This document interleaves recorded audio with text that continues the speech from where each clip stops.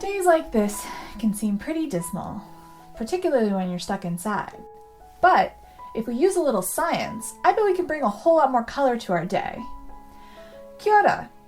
Ko Jasa toku ikua. Me kai te whare tauka o Otago aho e mahiana.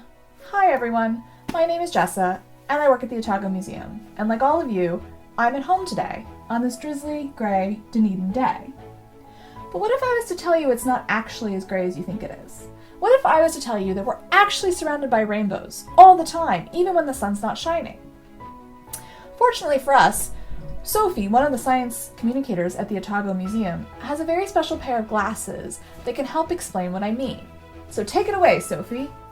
Visible white light, like the light that comes from our sun, is actually made up of lots of different colours of light, each which have their own unique wavelength. When these colours all mix together, they appear white, just like the lights we see in this room. However, we can use glasses like these, which we call diffraction glasses, to split that light up into all of its different colours. Now this works because the different wavelengths of light travel at different speeds through the lenses, and so it splits them up into all of their different colours. Here, give it a go. So this is similar to how a rainbow is formed.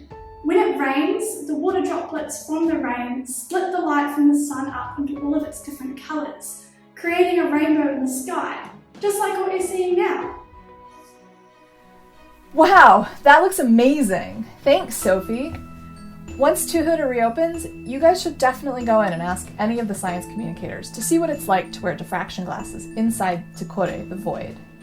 Right now, however, I don't have any diffraction glasses at home, and I'm willing to bet you don't either. So we're gonna have to use something else to be able to see these hidden rainbows.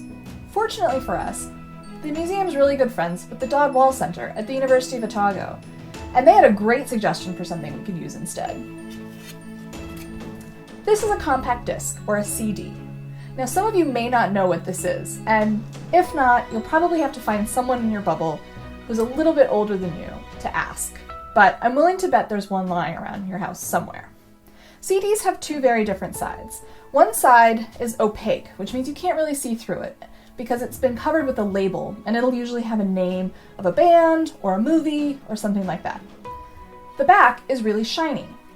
The shiny side is etched with information that a computer translates into audio or video, but when light shines across those microscopic etchings, they act like the gratings in the lenses of diffraction glasses, spreading that light into all its different wavelengths that we can see, creating a rainbow.